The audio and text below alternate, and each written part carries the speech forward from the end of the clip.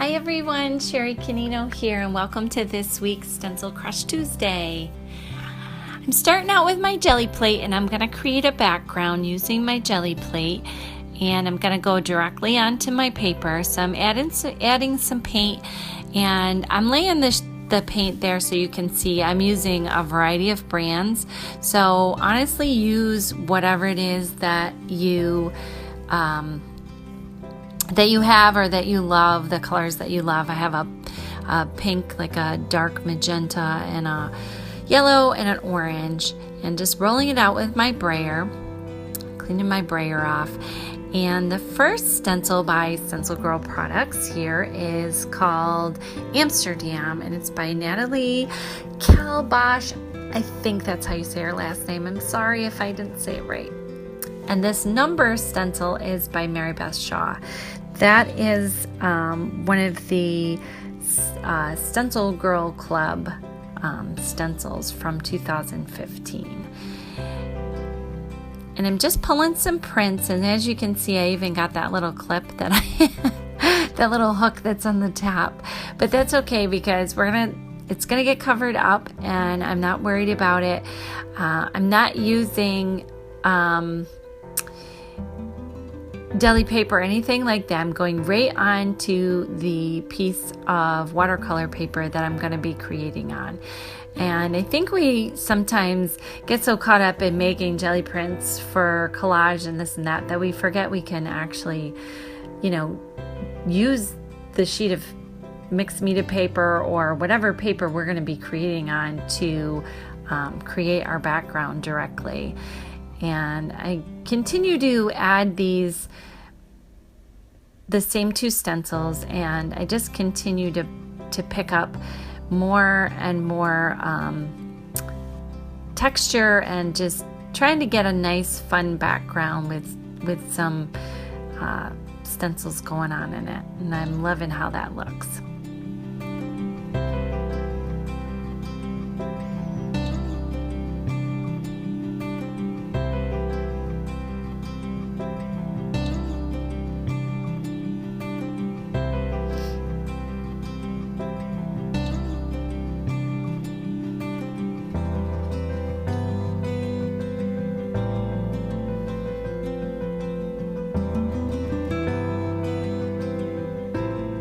When you're doing words or numbers, to get the initial print, you're going to want to make sure that you flip it upside down.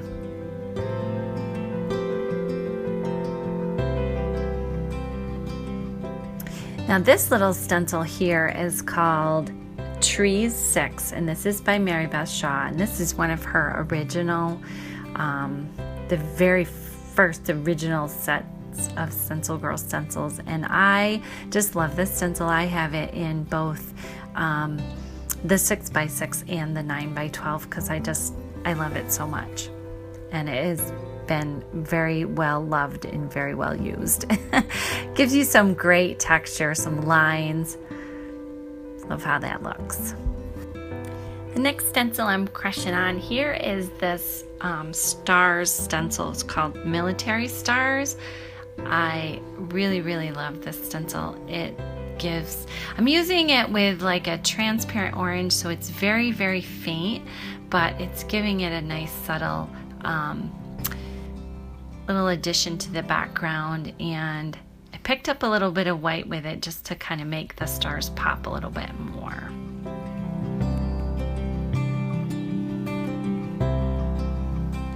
This little mini star here is called Urban Outsiders Star by Seth Apter.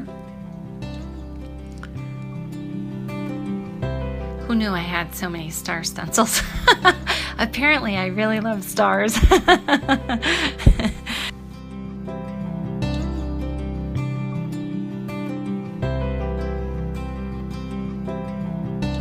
For my focal point, I'm using Mary C. Nasser's Star Map stencil, and I've got a sheet of Tim Holtz tissue paper, and I've already had like some paint on I had like this big sheet that had all this paint on it. I must have been doing something on it, I don't know, before.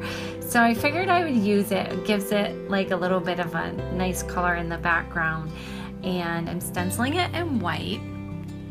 And then I'm just gonna cut it out. And I stenciled 2 earlier on the same sheet and already had them ready to go and cut them out.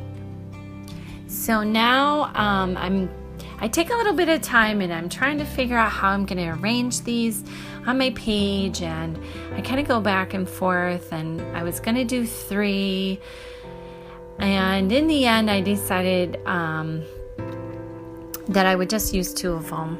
I felt like they were a little too big to have 3 on the sheet of paper that I was using, so I went with the 2. I arranged them and then I'm gluing them down with my heavy gel matte medium.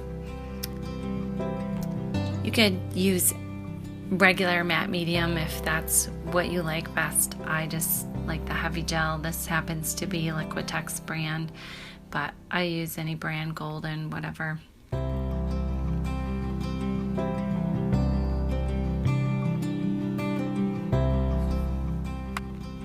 So now I'm going back in with Marybeth Shaw's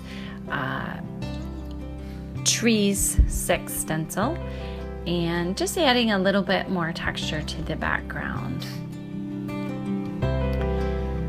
I'm taking my big Brush Pitt Pens and I'm highlighting the edges just to make the stars pop a little more. I'm using like a yellow orange color to start with. I go around the whole. These kind of do layer, so you know, if you use a lighter color first and you kind of can build on it. I go in with like a magenta color or a, not sure what the true name of that is, but just highlighting it, you know, coloring around it basically, and smudging it with my finger. And lastly, when I'm done with the pink, I go in with a dark brown. I think it might even be raw umber, I'm not sure, and just do a shadow of the side that should have the darkest shadow. And I spare you the boring details of watching me do this twice, and I just edited that part out, but I did both stars.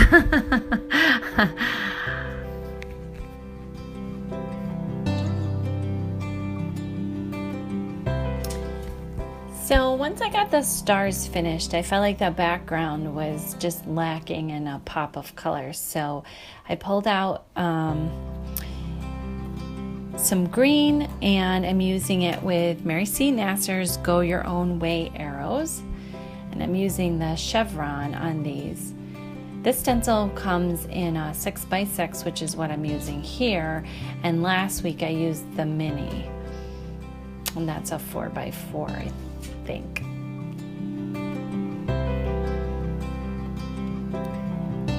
So yeah, this kind of just really added to it. I'm going back in with the numbers stencil, and I think it does just add like a little extra pop on the other side, because I felt like if I added the chevrons it was going to be too much on both sides. So I did some of the numbers. I did end up wiping some of them off with a baby wipe because I kind of overdid it and did a few too many numbers. Now I've stamped with Stays On ink in a brown color. It's a stamp set it's an old stamp set I have from Close to My Heart. And the quote says, "Be glad of life because it gives you the chance to love and to play and to look at the stars." And I thought that was perfect for this page. So I stamped it on a piece of deli paper that had already some paint on it. It was the one I did clean my brayer off on. And then just cut it out, and I'm gluing it on with, again, my heavy gel matte medium. I grab my big brush pen again, the magenta, and just give a little bit of a shadow to my quote. And again, just smudging it out with my finger. Now I'm moving on to my last stencil crush of the day, and it is called Starlight 6x6 by Leslie Riley. This also comes in a mini, and I'm using this with, it's called Van Dyke Brown. It's a really, really super dark brown, and I love the effect that this stencil gives with this dark color on my page. I really think it just kind of finishes everything off. This is just like it's like a random dot stencil, but it's really great. You can do like the corners. I do the corners of the page and just kind of give my page like a nice edge and kind of just bringing everything together. I do take my sponge and go around the whole edge with the Van Dyke Brown afterwards, just to, again, just give it a little more of an edge and a finished look.